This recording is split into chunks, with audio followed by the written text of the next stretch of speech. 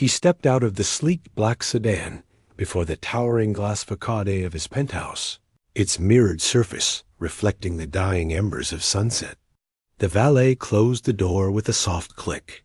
He offered a curt nod and followed the silent doorman through the lobby, his polished Oxfords clicking against marble floors. The elevator ride-up was empty, the soft whir of machinery barely audible beneath the hum of the city outside. He reached the 20th floor and exited into the quiet sanctuary he called home. The front door opened almost before he could raise his hand to the handle. Inside, the air was cool, scented faintly with lavender and vanilla traces of the cleaner's morning sweep and his daughter's lavender-infused bubble bath. He traced his finger across the smooth walnut of the console table, where a small ceramic figurine of a mother and child stood a gift for her 5th birthday last spring. His chest tightened with anticipation of seeing her. He paused at the threshold of the open-plan living room. The lights were dimmed, the blinds drawn halfway, allowing streaks of orange light to cross the plush cream carpet. But it was the sight on the cream sectional that froze him in place. His daughter, tiny and diminutive in her pink nightdress, sat crumpled against the back cushions, one hand gripping a well-loved teddy, the other pressed against her cheek. Along her jaw and neck were 2 stark, angry red crescents. His breath hitched. The blood drained from his face as he lurched forward, the polished floor offering no forgiveness for his rushed step. He knelt beside her, voice low and shaken. "Princess, what happened?" She looked up, eyes wide and glistening. I fell," she whispered, her voice trembling. She reached to touch the marks and flinched. I was playing on the landing and I slipped." He swallowed hard, studying the marks, bruised welts that curved like the bite of some metallic claw. They had not formed from a simple tumble. The pattern was deliberate, too precise, too deep. His mind raced back to the flight he'd taken that afternoon calls with board members, negotiations over a merger, assurances to investors. The nanny had sent a text. All was well. But his phone's glow still lay on the console, unread messages. Blinking, he rose, scooping his daughter into his arms with trembling urgency. "Mommy's here," he murmured as he carried her toward her bedroom. His hands shook.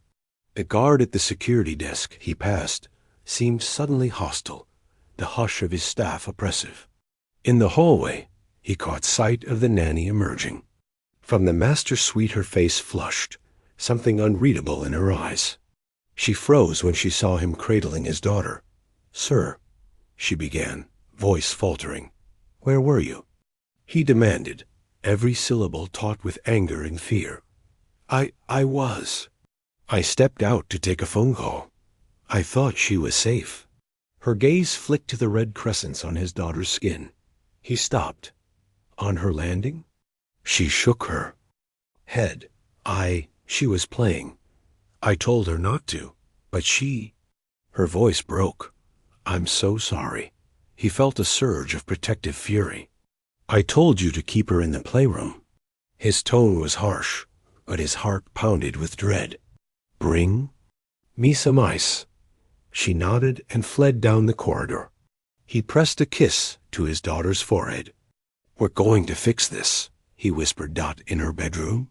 He sat her on the silk-covered chaise longue and gently cleaned the bruise with a cold cloth. She whimpered, and his heart fractured. He smoothed her hair back. "Daddy's right. Here." By the time the nanny returned with bags of ice and antiseptic cream, his suit jacket lay abandoned on the floor.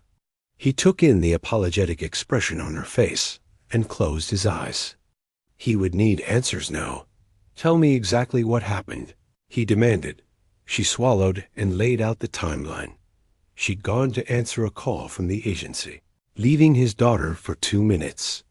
The little girl had slipped off the landing. She had fallen face first onto the banister edge. She'd panicked, then applied ice and brought her upstairs. She'd texted him, but he'd been in a meeting and didn't see it until just now. He listened, brow furrowed. Her account held a ring of truth. 2 minutes was all it took.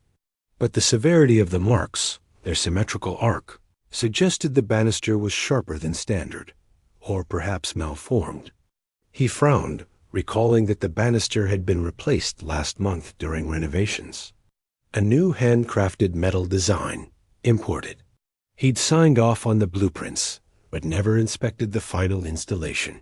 He stood abruptly. "Show me." In. The grand foyer, the staircase descended in a wide curve, its banisters gleaming bronze. He knelt beside the lowest step, studying the rail. His fingertips traced along the edge to where the bronze met the spindle's edges sharper than a child's room could tolerate. His jaw set. "This is unacceptable," he said, standing. "Why was this installed here?" The nanny looked stricken. "It was part of the remodel. They promised it would be child-safe." He nodded curtly. "Call the contractor first thing in the morning. Remove this entire railing." "And you stay with her tonight?" She nodded. "Yes, sir." He lifted his daughter again and carried her back toward her room. Inside, he lay her gently on her bed, tucking her in with trembling fingers. "I'm sorry, sweetie," he whispered, brushing a lock of hair from her forehead. "I should have been here." She reached up and wrapped her small fingers around his. "It's okay, Daddy." He pressed his lips to her hand, heart aching. "I love you." That night, he didn't return to his study.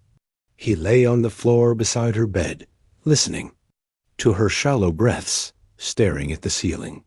The city lights flickered through the blinds, indifferent. Thoughts churned in his mind.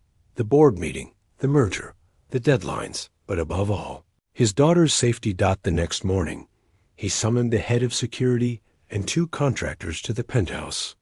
He walked them through the foyer, pointing to the railing. "This has to come out. You will install a temporary wooden guard until a proper child-safe banister arrives." His tone brooked no argument. Then he met his daughter at the breakfast table. She reached for her cereal bowl, still holding ice to her cheek. He poured her juice. "Feeling better?" he asked. She nodded solemnly. "Thank you for fixing it."